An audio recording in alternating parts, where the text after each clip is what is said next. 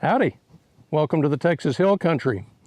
This part of the world is known for renowned vineyards, beautiful rivers, and some truly unique plants and animals. To my right is a mountain cedar. The mountain cedar is known as Juniperus ashii. It is the only species that pollinates during the winter in North America. During that pollination season, a tree this size can release as many as 1 billion grains of pollen, which can be carried 70 miles by the wind. Because of these features, the mountain cedar pollination season offers a model to study agents for rhinoconjunctivitis. Today we'll be discussing that model. There are varied opinions about what earns the label of varmint in the Texas Hill Country. Although rattlesnakes are frequently maligned, they are important to the ecosystem and they should not be indiscriminately eliminated. On the other hand, feral hogs, there's 2 boars on this photo with 1 big tusk, are an invasive species now numbering 3 million in Texas and causing $1.5 billion, that's with a B, dollars economic damage annually. They have no natural predators and should be controlled, although control is very difficult. Mountain cedars cause even more damage than feral hogs. Mature cedars pull from the ground 30 gallons of water per day. They crowd out other vegetation and present tremendous wildfire damage. Cedars do, in some cases, have value. They can prevent erosion in some areas, and they provide bark for the nest and nesting areas for the golden cheek warbler. The golden cheek warbler is the only bird in Texas that nests exclusively in Texas, and the epicenter of that nesting ground is the Hill Country. The warbler is listed as endangered, and it plays a major role in the debates about cedar eradication. It is unlikely that the golden cheek warbler will truly run out of nesting areas. Mountain cedar affects 8.6 million acres in Texas, with many in the hill country of south central Texas. Mountain cedars can be as dense as several hundred trees per acre, and a single male tree can produce 1 billion pollen grains per season. Pollination can be so dramatic that fire departments are summoned because the clouds of pollen resemble smoke. The scientific name for mountain cedar is Juniperus ashii. Junipers are in the Cupressaceae family in the order of conifers. In the conifer order, that family is the most allergenic. The major allergen in mountain cedar pollen is June A1. Allergic rhinoconjunctivitis is known as hay fever. In the United States, there are 40 million persons who suffer from allergic rhinoconjunctivitis.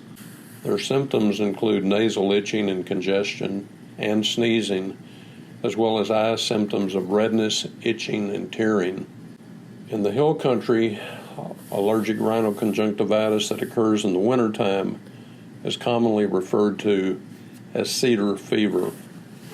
This figure shows the pollen counts that were taken over an 18-year interval by Dr. Paul Radner.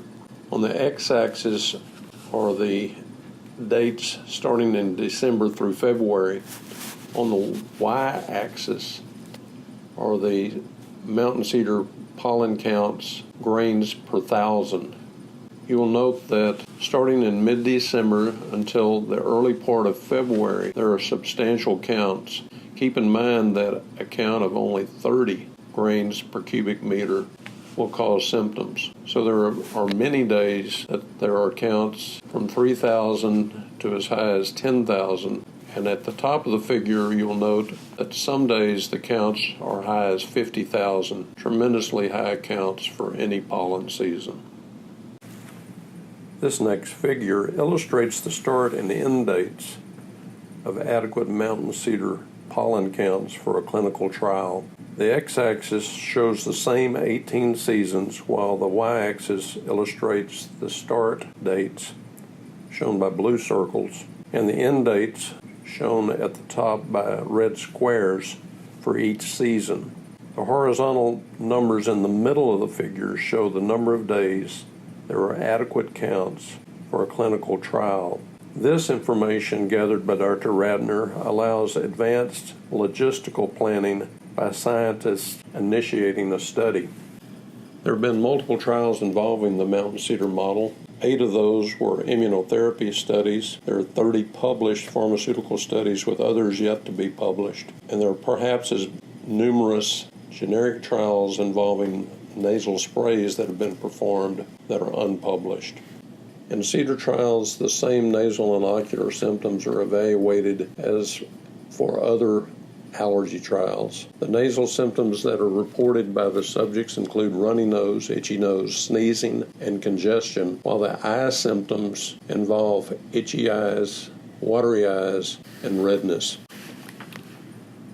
Subjects record their symptoms according to a Likert scale where 0 equals no symptoms, 1 mild symptoms, 2 moderate, and 3 severe. By recording those symptoms, the persons who take active medication versus those who take placebo can be compared.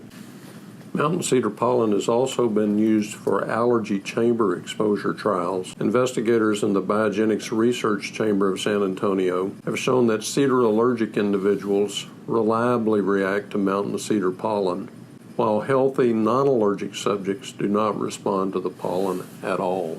This is one of 4 chambers at the Biogenics Research Chamber. You'll note stainless steel tubes in the ceiling from which pollen is released. The subjects sit at tables and they record their symptoms before, during, and after exposure to mountain cedar pollen. So why has mountain cedar allergy become a durable model for clinical trials? First, there's a unique pollination season with no other confounding seasonal pollen. There are very large populations of symptomatic potential subjects. The antigens have been well characterized. Logistics are improved because one geographic area is utilized, and as we have seen, the intensity and the consistency of pollen is remarkable.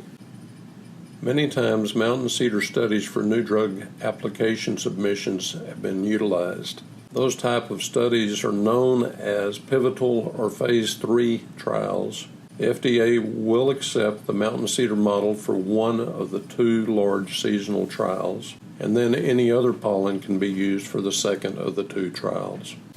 Offer a reference of the mountain cedar model in clinical trials of seasonal allergic rhinoconjunctivitis as published by the Annals of Allergy, Asthma, and Immunology. Thank you for being with me. Happy trails.